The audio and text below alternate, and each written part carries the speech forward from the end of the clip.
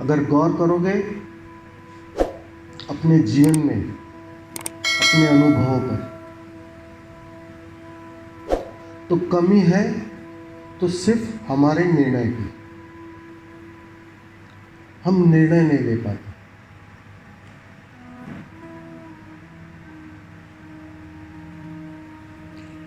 निर्णय की कमजोरी, और ये बात सही है कि एक बार तुम 3 महीना बस सिर्फ सुखी रहना है, ये निर्णय कर लो, सच में तुम जीवन भर दुखी ना हो पाओ, चाहकर भी दुखी ना हो पाओ।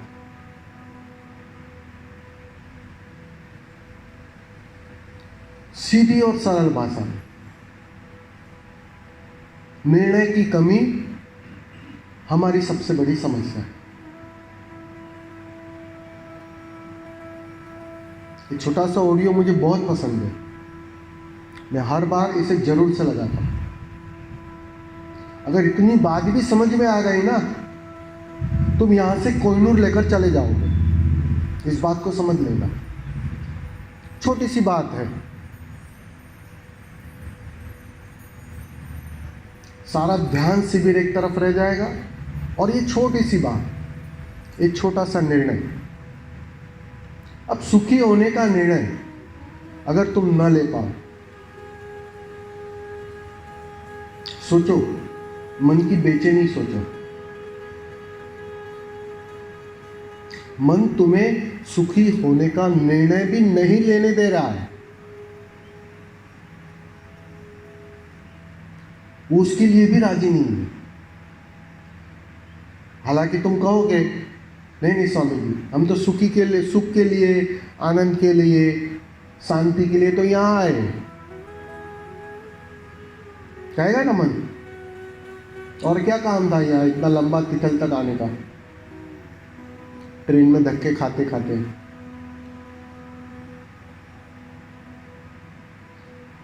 तुम्हारे यहां आने से बात नहीं बनती है, असली बात तुम्हारे निर्णय से बनती है। निर्णय एक ट्रांसफॉर्मेशन है, एक बदलाव शुरू कर देता है, सब बदलने लगता है सिर्फ तुम्हारे निर्णय से। तुम तैयार हो जाओ,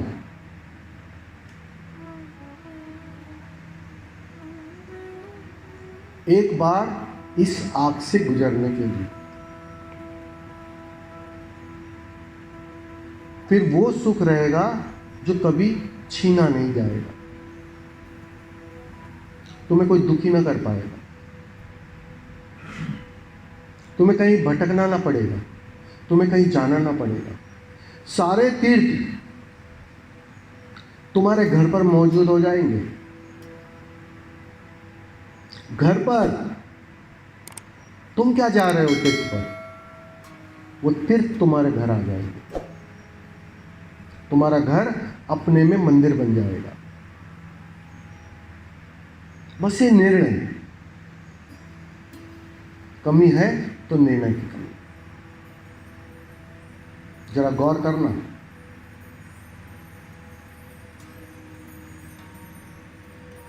बहुत कुछ ऐसे निर्णय हैं बाहर के जो तुम बहुत ही टोटालिटी से, बहुत ही पूरी तरह लेते हो, लेकिन सुखी होने का निर्णय तुम उस पूरी तरह ले नहीं पाते हो।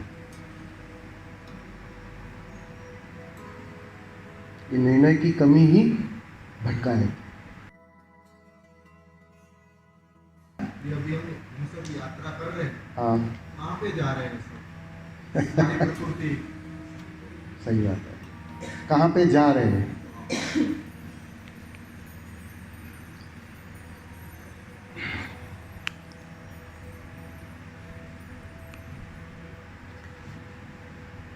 अगर मैं आपको कहूं आप मंजिल पर ही हो,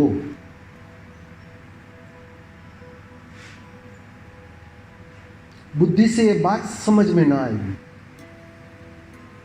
मन तर्क करेगा, क्या स्वामी जी आप क्या बातें कर रहे हैं, मैं मंजिल पर हूं मंजिल एक पल भी तुमने खोई नहीं है, इस बात को समझ लेना। सोने ने अपने 24 कैरेट को एक पल भी खोया नहीं। भले वो 16 कैरेट का हो गया हो, 15 कैरेट का हो गया हो, कचरा ज़्यादा आ गया हो, 10 कैरेट का हो गया हो, लेकिन अपने 24 कैरेट का होना उसने एक पल भी नहीं खोया। इस बात को हमेशा गांठ की तरह बांध लेना, बिल्कुल नहीं खोया है। इसलिए जो यात्रा आप सोच रहे हो पॉजिटिव डेफिनेशन में कि मैं कुछ करूंगा ताकि कुछ उपलब्ध होगा, ये भाषा गलत है, ये सोच गलत है। तुमने बहुत कुछ ऐसा कर लिया है ताकि तुम स्वभाव से छिटक गए हो। अब जैसे समझ लो तुम्हें उत्तर दिशा की तरफ जाना है और तुम दक्षिण दिशा की तरफ 20 किलोमीटर चल चुके हो और मैं यहां बीच में खड़ा हूं। अब मैं तुम्हें क्या कहूंगा, भैया चलना पड़ेगा, लेकिन क्या चलना पड़ेगा? वो जो 20 किलोमीटर तुम गलत दिशा में जो चल चुके हो ना, वहां से लौटना पड़ेगा। ये लौटने की विधियां है सब। स्वभाव तुमने खोया नहीं है, परमात्मा होना तुमने खोया नहीं है, बस कहीं और, नजर कहीं और चली गई, कहीं और भटक गए थे। उसी के कारण हम यात्रा कर रहे हैं ऐसा प्रतीत होता है। ये तो वापस लौटना है। अब जो जितना लंबा चल गया है, सीधी सी बात है, उतना उसको वापस आना पड़ेगा, इस चौराहे पर आना पड़ेगा। और जैसे ही तुम चौराहे पर आ जाते हो, फिर से तुम पाते हो, अरे मंजिल तो यही थी, मैं नाहक भटक रहा था, मैं नाहक खोज रहा था। जिसे एक पल खोया नहीं, उसी को जेब में ले लेकर घूम रहा था। वो कल ओशो ने बताया ना, कस्तूरी कुंडल बसे, कुंडल में बसी है, तुम्हारे अंदर बसी है। वो तो जब तुम भटकते हो, परेशान होते हो, चिंतित होते हो, तब ख्याल आता है घर का कि अरे मैं कुछ गलत दिशा में चल चुका हूं, वरना परिणाम पीड़ा कैसे हो सकती थी? सोचो जरा, तुम यात्रा तो कर रहे थे मंजिल की तरफ और परिणाम पीड़ा, तो कहीं चूक हो रही।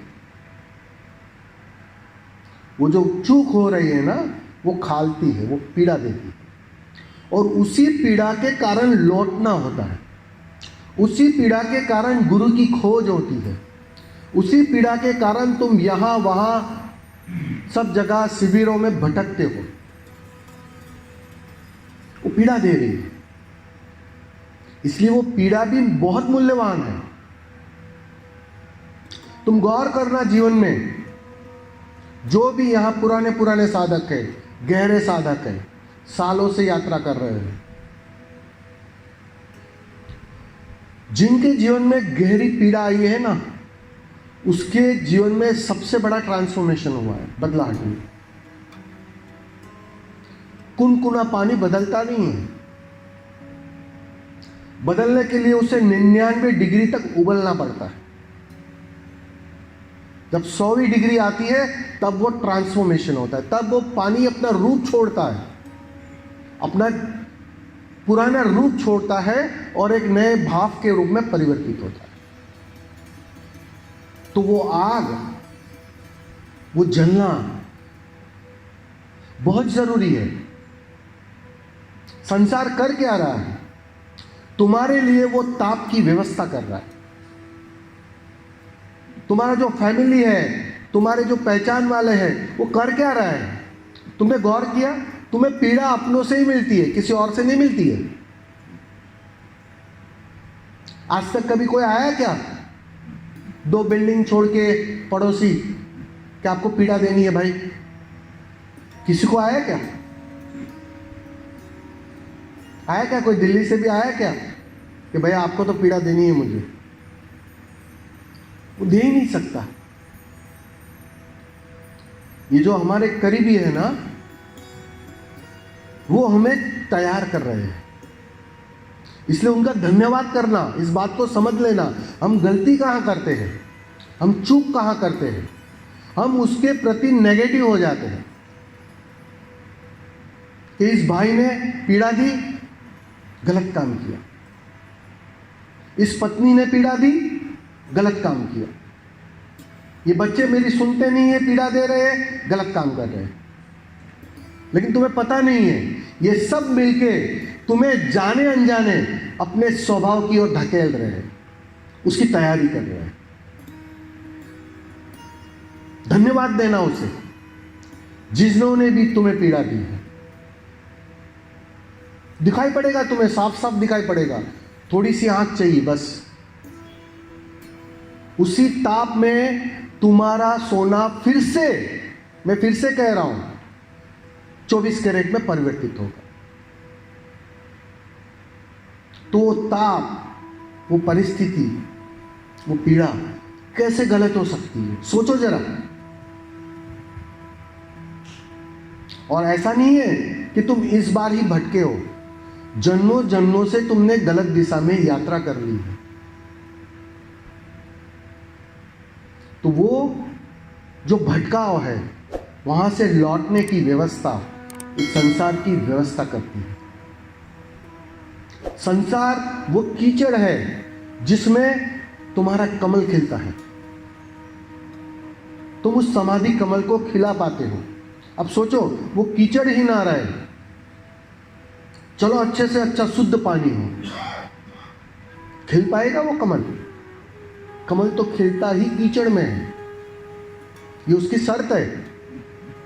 गंदे डबरे में खिलता है वो, और तुम उस गंदे डबरे के प्रति बहुत ही बहुत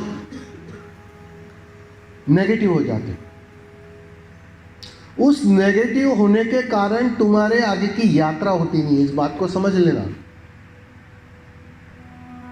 तुमने जैसे ही किसी के प्रति ये विपरीत भाव किए कि तुम्हारी यात्रा जाने अनजाने बिगड़ना शुरू हो जाती। तुम कोशिश बहुत करते हो, ध्यान बहुत करते हो, प्रयोग बहुत करते हो, यहाँ वहाँ बहुत जाते हो, लेकिन वो कैसे, जैसे अभी इन्होंने फर्श पे सफाई की ना, पोछा मारा, अभी पोछा मार दे और आके मैं एक बाल्टी भर के कचरा डाल दूँ। बस यही है हमारा जीवन, जरा गौर करना।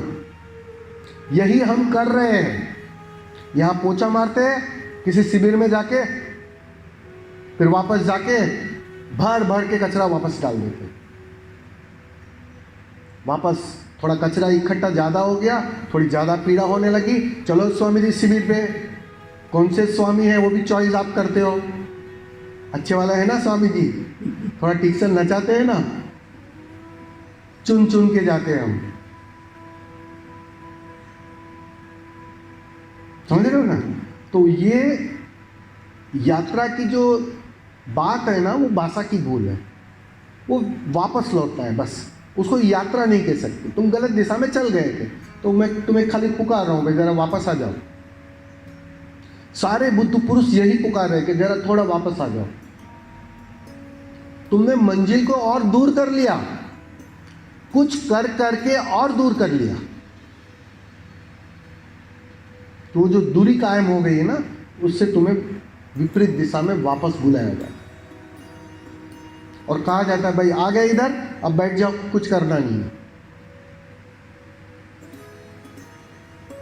कुछ करना नहीं है। सीधी तरह समझाया कि कुछ करना नहीं है, तो समझ में ना आई बात, वो तो विपरीत दिशा में गए, पीड़ा भोगी, तड़पे, परेशान हुए, तब कुछ होश जगा, तब कुछ चोट पहुंची, तब अंदर से शुरू हुई कि भाई ये तो गलती हो रही है कहीं, तो तब जाके तुम वापस लौटने के लिए तैयार होते हो, राजी होते हो।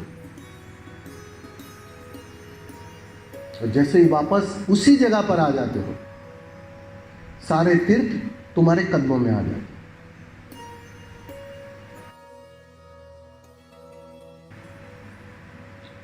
होता क्या है कि हम जब साधना की यात्रा पर होते हैं ना, साधक होते हैं ना, तो सच झूठ अच्छा बुरे में बहुत उलझ जाते हैं। हमें भ्रम होता है कि हम सही कर रहे हैं, हम गलत कर रहे हैं। वास्तव में तुम कुछ कर ही नहीं रहे हो। अगर तुमसे कुछ गलत करवाया भी जाता है तो अस्तित्वगत आयोजन होता है, वो अभी दिखाई नहीं पड़ेगा। अभी तो तुम्हें सच दिखाई पड़ेगा, झूठ दिखाई पड़ेगा। कि मैं जॉब कर रहा हूं, वहां मुझे झूठ बोलना पड़ रहा है, तो झूठ बोलना पीड़ा दे रहा है। किसको पीड़ा दे रहा है? किसको पीड़ा दे रहा है? सोचो जरा। अहंकार को। मैं नंदू और झूठा, ये जच नहीं रही है बात, अहंकार को चोट पहुंच रही है, अहंकार पीड़ित हो रहा है। मेरी क्या इमेज रह जाएगी? दो आदमी जब पूछेंगे, अरे नंदू तू वहां जॉब कर रहा है, वहां तो झूठ ही झूठ बोलना पड़ रहा है, वो बात खलती है, वो पीड़ा देती है। तुम प्लेफुली करो ना, जस्ट लाइक ए प्ले। अभी थोड़ा झूठ बोलने का प्ले मिला है तुम्हें, वो समझ के प्ले करो। भागना नहीं है, मजे से करो। मैंने कहा प्लेफुली करो। वो कबीर की कहानी सुनिए ना। घर पे खाने के वांदे थे और रोज सत्संग में काफी लोग आते थे घर पर, और बिना भोजन के वो वापस भेजते नहीं थे। उतनी करुणा थी, उतना प्रेम था। तो कबीर का लड़का जमाल ना, जमाल, हाँ, उसने कमाल ने बोला कि क्या करें हम, अभी तो हम थक गए, अब हमारे पास धन भी नहीं है, कुछ नहीं है, न चावल है, न कुछ व्यवस्था है, क्या हम चोरी करें क्या? कबीर बोलते हैं, अरे तूने पहले क्यों याद नहीं दिलाई? तूने बहुत अच्छा आइडिया दिया। और सच में वो साथ में जाकर वो किसी के वहां से 2 बोरी चावल और वो लेकर आ गए, चोरी करके, रात में, आधी रात को। और चावल उठाकर ला तो रहे थे बेटा। कबीर ने उस साहूकार को जगाया, बोलता मैं यहां से 2 बोरी चोरी करके जा रहा हूं। क्या कहा? 2 बोरी चोरी करके जा रहा हूं। अब समझ लो, वो चोरी करने का जो मतलब था वो इस अर्थों में नहीं है कि वो चोरी कर रहा है कि मैं भर लूं अपने को, मैं और धनी हो जाऊं। वो अवस्था आती है जब सब कुछ सहज हो जाता है। वो झूठ तब तक है जब तक तुम करने पर जोर देते हो। जैसे ही करता चला जाता है ना, उसके लिए सच झूठ सब समाप्त हो जाता है। इसीलिए तो कृष्ण देखो ना, झूठ भी बोल पाए, वचन भी दे, वचन तोड़ा भी, सब कुछ किया। कृष्ण ने जितनी लीलाएं की किसने नहीं की? कृष्ण की जीवनचर्या देखोगे तो वही है, पूरा खेल है। फिक्र ना थी उनको, कृष्ण को कोई मोक्ष की फिक्र नहीं थी कि मैं अभी वचन भी दे रहा हूं और वचन तोड़ रहा हूं, क्या होगा मेरे मोक्ष का। क्योंकि वो चिंता करने वाला अहंकार ही नहीं था। तो तुम्हारा अहंकार तुम्हें चोट पहुंचा रहा है, जरा गौर करना उस पर। उसी की पीड़ा है और कोई पीड़ा नहीं है, समझे? तुम सहज हो जाओ। तुम जैसे नदी बहती है वैसे बहो। अस्तित्व ने अगर ये आयोजन किया है तो उसमें जाऊंगा मैं। अस्तित्व कल उससे ठीक आयोजन करेगा तो उसमें बहूंगा, ना किसी से अटैच, ना किसी से डिटेच। बस तुम साक्षी बनकर प्लेफुली जीवन जियो। अपने आप एक दिन सब गिर जाएगा, तुम्हें गिराना नहीं पड़ेगा। वो गिराना पड़ेगा, ये सब भाषा है ना, एक बहुत ध्यानी गहरे साधक की होती है। उसे लगता है मैं कुछ कर लूंगा ताकि कुछ पा लूंगा। वो करने के चक्कर में जाने अनजाने कर्ता को फिर से खड़ा कर देता, उसे दिखाई नहीं पड़ता। असली बात कर्ता को गिराना है, कृत्य को बदलना नहीं है, इस बात को समझ लेना। और कर्ता सिर्फ सहज अवस्था में गिरता है, तुम्हारे करने से नहीं गिरता है कर्ता। सिर्फ तुम सहज हो जाओ, सिर्फ तुम स्वीकार भाव में आ जाओ, सिर्फ तुम क्षणजीवी हो जाओ, अब कर्ता को खड़ा रहने की कोई सुविधा नहीं रहेगी, कोई उपाय नहीं रहेगा। खड़ा कहां रहेगा कर्ता? तुम राजी हो, हर परिस्थिति के लिए राजी हो, अच्छे से अच्छी, बुरे से बुरी। अब कर्ता बच नहीं सकता। और जिसका कर्ता चला गया, उससे जो भी निकलता है वो शुभ होता है, वो धर्म होता है, वो सत्य होता है। कृष्ण ने यही तो फिक्र ली थी अर्जुन की कि भैया तू पहले तेरे एक कर्ता है ना, उसको गिरा, फिर तू युद्ध कर, काट मार, कोई फर्क नहीं पड़ने वाला। ये कर्ता के कारण पीड़ा है। मैं इतने लोगों को मार दूंगा, मैं 7वें नरक में जाऊंगा, उससे तो अच्छा मैं सन्यासी बन जाऊं। अब आप सोचो, अर्जुन तो ज्यादा धार्मिक था ना। अगर आप अपनी बुद्धि से देखोगे तो अर्जुन ज्यादा धार्मिक था। वो तो बेचारा बहुत आपके जैसे ही बात कर रहा था कि कहां मुझे इस युद्ध के चक्कर में, अपने ही तो भाई है, अपने ही तो परिजन वाले हैं, उन्हें मैं मारूं, और राज उनको मार के राज मिल भी गया तो उस राज को भोग कर करूंगा क्या? कितनी ज्ञान की बात कर रहा था। अगर तुम अपनी बुद्धि से देखोगे ना तो अर्जुन ज्यादा ज्ञानी मालूम पड़ेगा तुम्हें। कृष्ण थोड़ा और अज्ञानी मालूम पड़ेंगे। वो तो उसे युद्ध के चक्कर में डाल रहे थे कि कहां भाग रहा है तू, क्योंकि कर्ता गिरा नहीं है। अभी कर्ता गिरा नहीं है तो तू सन्यासी होकर भी वही गलती करेगा। तू कर्ता गिराने की फिक्र कर। कर्ता गिरा, फिर जो होगा वो तो मुझ पर छोड़ दे, क्योंकि मैं जानता हूं कि अभी की जो परिस्थिति है, अभी का जो बहाव है, वो इसी युद्ध में ले जा रहा है। वो देख रहे थे। लेकिन जब तक तेरा एक कर्ता बीच में आएगा ना, वो सरिता को ठीक से बहने नहीं देगा, और राह का पत्थर बन गया। तो उसे हटा तोड़ा, और जैसे ही अर्जुन ने उसे हटाया, अर्जुन फिर से सहज हो गया। फिर वो मजे से युद्ध किया, बिना चिंता किए, सबको मारा काटा और मुक्त हो। कोई पाप नहीं लगा उसे, कोई दोष नहीं लगा उसे, क्योंकि वो पाप और पुण्य के परे चला गया। समझे ना?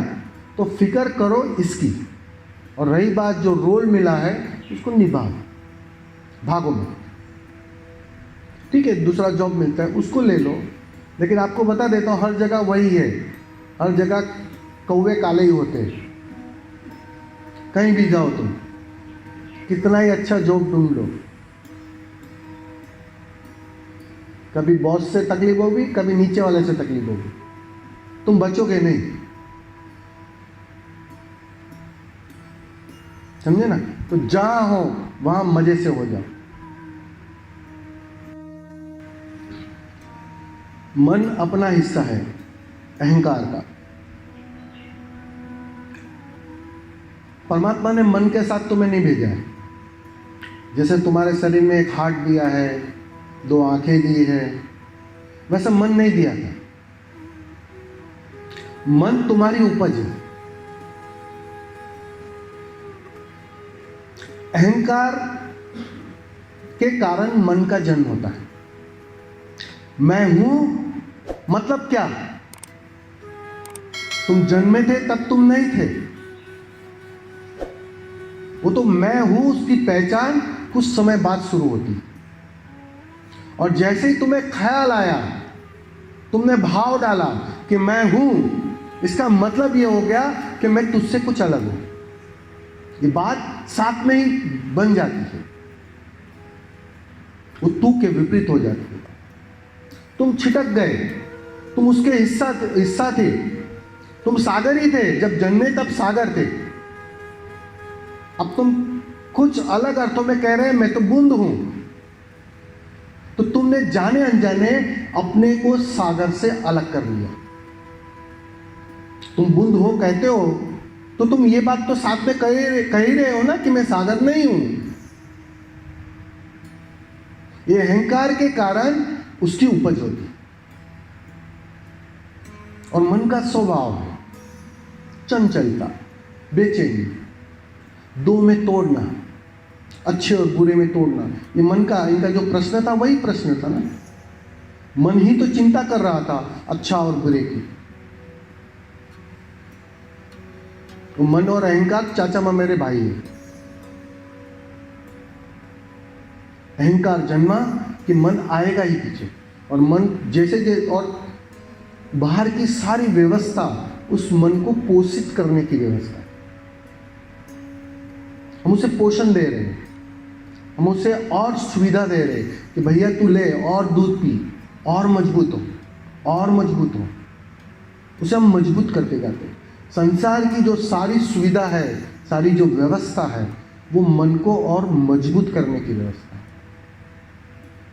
उसी के कारण दिन प्रतिदिन पीड़ा की मात्रा बढ़ती जाती है, क्योंकि चंचलता आ जाती है। तुम्हारी निश्चलता खो गई, तुम और चंचल हो गए और बेचैन हो गए, निर्णय ही नहीं ले पाते हो, यहां जाओ या यहां जाओ। और मन के पास हमेशा दो रास्ते तैयार होते हैं, वो हर चीज को दो में बांट देता है।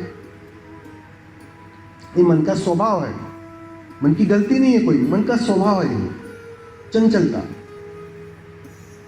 इस ध्यान के माध्यम से तुम करते क्या हो, उसी मन के पार जाते हो, उस द्वैत के पार जाते हो, उस अद्वैत में छलांग लगाते हो। तब फिर से तुम आगे वापस अपनी जगह पर। तो मन तुम्हें मिला हुआ नहीं था, मन तुमने निर्मित किया, गलत मांगों के कारण, गलत धारणाओं के कारण, कुछ का कुछ मान रखा था अपने को, उस मान्यताओं के कारण। तो उसी के कारण मन का जन्म हुआ। और मन लाएगा ही पीड़ा, बेचैनी लाएगा, ये स्वभाव है उसका। समझ में आई ना? मतलब वो साथ में लेकर नहीं आया, वो पैकेज में नहीं आता है, वो आपको जुटाना पड़ता है। मतलब ये मन में जो विचार चलते हैं तो उससे आत्मा कमजोर हो जाती है। आत्मा कभी कमजोर नहीं हो सकती। बादल कितने भी आ जाए बीच में, सूरज कमजोर हो जाता है, वो ढक देता है। ढक इसलिए देता है कि तुम उस सूरज से आंख से आंख मिलाने के लिए तैयार नहीं हो अभी। तुम्हारी तैयारी की कमी है, तुम्हारे निर्णय। अभी जो ऑडियो बजाया था ना ओशो का, क्या कहा उन्होंने? तुम निर्णय नहीं ले पा रहे हो, वो कमजोरी है। तो मन मालिक हो जाता है, उसकी मालिकियत हो जाती है।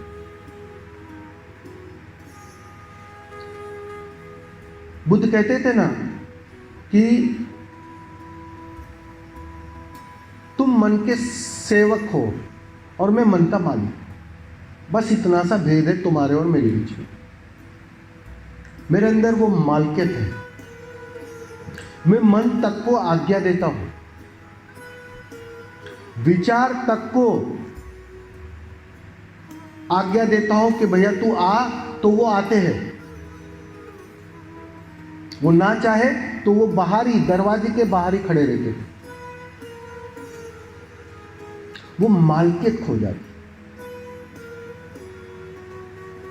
बादल इतने गिर जाते हैं कि इतना बड़ा सूरज ढक जाता है, छिप जाता है। और उसी के कारण ये सब पीड़ा है। आत्मा कमजोर नहीं होती, वो हो भी नहीं सकती, क्योंकि वो तो स्वभाव है। स्वभाव को बदलने का, स्वभाव को कम ज्यादा करने का कोई उपाय ही नहीं है। वो मरती नहीं है। बोला था ना कृष्ण ने, नैनम चिदंती शस्त्राणि, उसे शस्त्र भेद नहीं सकते, अग्नि जला नहीं सकते, वो स्वभाव है। लेकिन हमारी नजर कहीं और, उसी के कारण मन की मालकियत खड़ी हो जाती है। हम कहीं और देख रहे हैं, हम अपने में नहीं कहीं और हैं, अपने को कुछ और मान रखा है। बस इतनी भर चूक है, अगर समझो तो। और कोई चूक नहीं है, ना तुमने कोई गलत काम किया है, ना कोई पाप किया है, ना तुमसे गलत हो ही नहीं सकता है। जरा गौर करना, तुम इस भ्रांति में मत रहना कि मैं गलत या सही कर सकता हूं।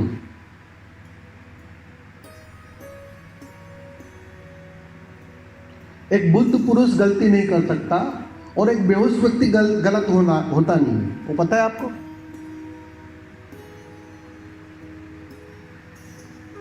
तुम किसी को चांटा मारो, अदालत तुम्हें कारावास में डाल देगी, ठीक है। और किसी ने पिया हुआ है, एकदम बेहोश है, या कोई छोटा बच्चा हो, उसको अदालत सजा नहीं देती। वही काम करे, वो वही चांटा मारने का काम है, उसको सजा नहीं देती, क्योंकि अदालत जानती वो बेहोश है, उसको अपना ही पता नहीं है। अब समझ लो, उसको अपना ही पता नहीं है। अब जिसे अपना पता नहीं है, उसके द्वारा कुछ भी निकले, वो कैसे ऑथेंटिक हो सकता है। वो चाहे तुम्हें प्रेम भी करे, वो भी ऑथेंटिक नहीं है, और चाहे तुम्हें चाटा मारे, वो भी ऑथेंटिक नहीं है, क्योंकि वो तो है नहीं अपनी जगह पर। तुम किसी और रोल में हो। यहां अगर देखो ना, गलती कहां हो रही है, हम अपने को छोड़ के किसी और रोल में जी रहे हैं, बस इतनी सी बात है। किसी और का रोल निभा रहे हैं। अब फिल्म चलेगी कैसे? तुम्हें हीरो का रोल दिया था और तुम विलन का रोल निभा रहे हो, चलेगी फिल्म? वास्तव में तुम्हें देखने का रोल दिया था। स्वभाव मतलब देखना, साक्षी रहना, सिर्फ होना, बस वो रोल छोड़ के आप बाकी सब रोल निभा रहे हो। अच्छे पति का, अच्छे बेटे का, अच्छी माँ का, सब रोल निभा रहे हो अच्छे से, और बहुत अपने को गर्व महसूस करते हो, अरे मैं कितनी अच्छी माँ हूँ, मैं कितना अच्छा पिता हूँ, मैं कितना अच्छा डॉक्टर हूँ। अरे भाई, जो तू है वो कहाँ है? बस उसकी कोई खबर नहीं। जब तक उसकी खबर नहीं, तब तक सब गलत। और उसके बाद सही सही।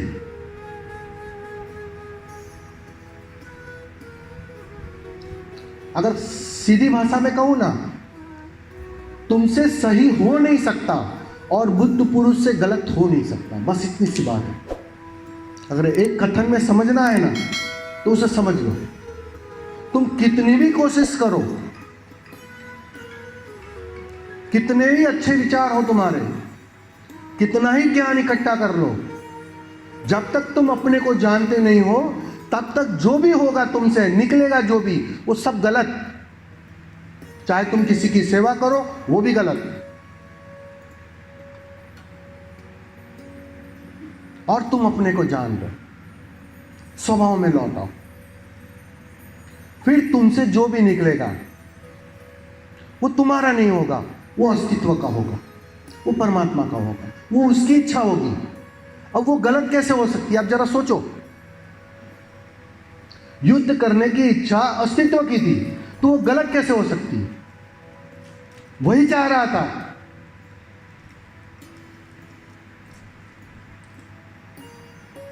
बस ये गलत और सही के चक्कर में मत पड़ना, वरना मन और मजबूत हो जाएगा, बादल और घने हो जाएंगे। वो जो थोड़ा बहुत सूरज दिख भी रहा है ना, वो और छिप जाएगा।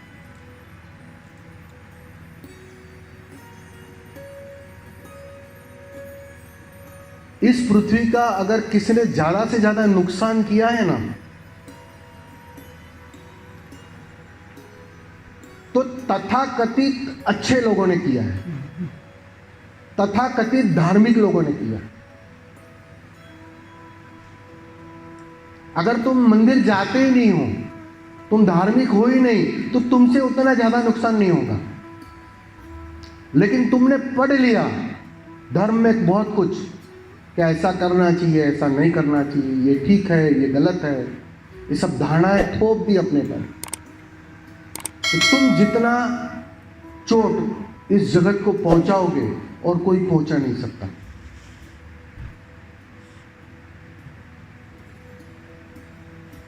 समझे ना आप?